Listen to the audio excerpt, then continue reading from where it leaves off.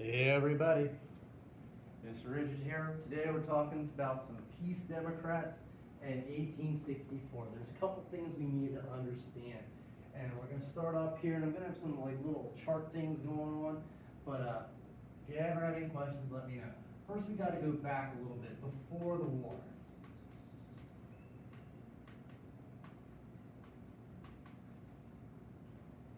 It's all about the Democratic Party.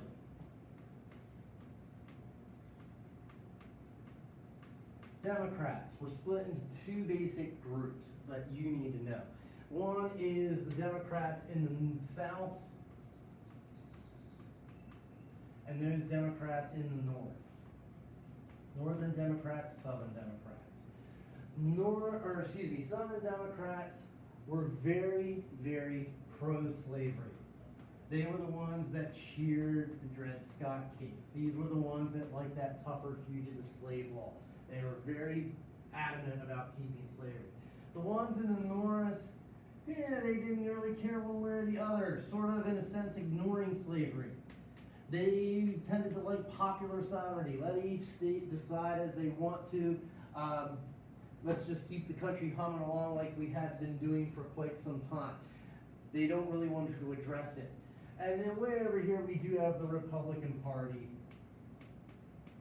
that didn't show up until the late 1850s. And the first time they really ran anybody for president was 1860 with Abe Lincoln.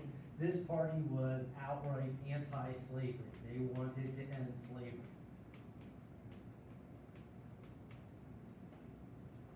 The thing is, when we get to the actual war where we're at right now,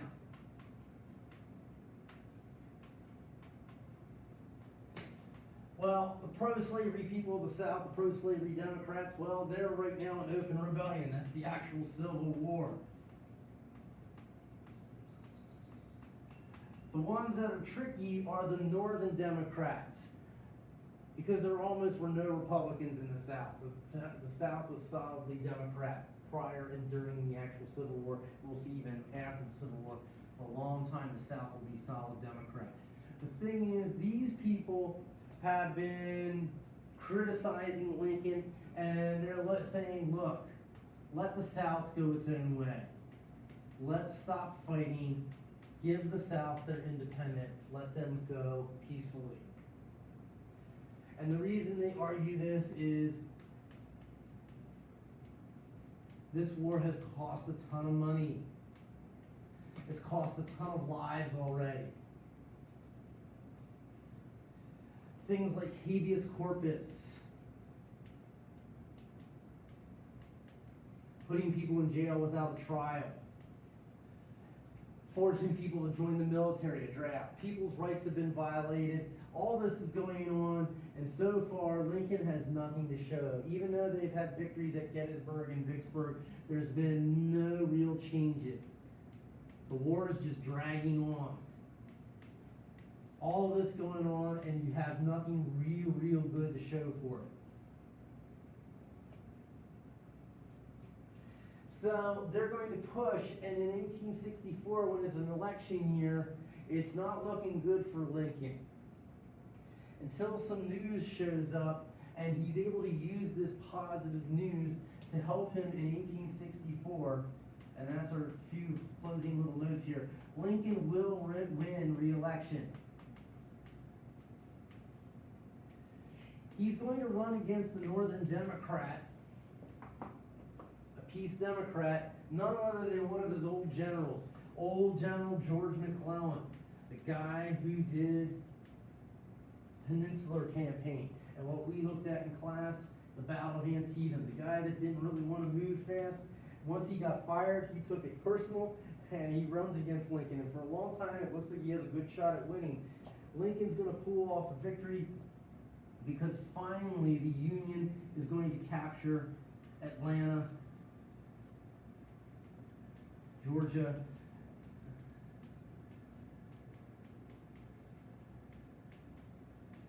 and a good part of Virginia in the Shenandoah campaign.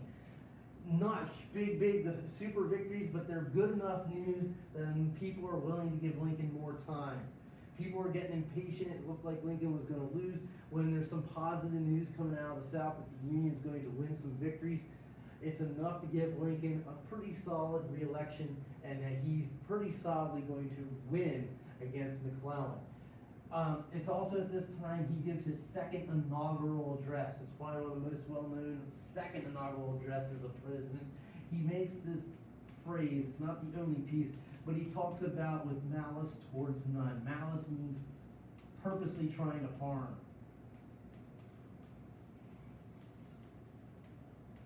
And he's talking about, one, the slavery issue needs to be resolved. And when it's all said and done, we need to be ready to take care of former slaves. And there also needs to be a level of forgiveness between the entire country. He's setting this tone saying, look, you're giving me more time. We're going to win this.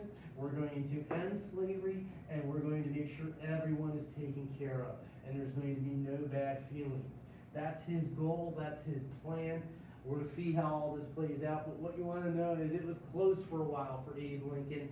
And then he's going to pull it out. Even though the Northern Democrats are promising to peacefully end the war, he's still going to get that victory. And he's saying, look, I do have a vision for how all this plays out. We're going to get rid of slavery altogether, and we're not going to hold a grudge against former slaves. We're not going to hold a grudge against the Union, Confederate. Everybody needs to come back together and unite this country in order to move forward. If you have any questions about this, please let me know, and I'll see you next time.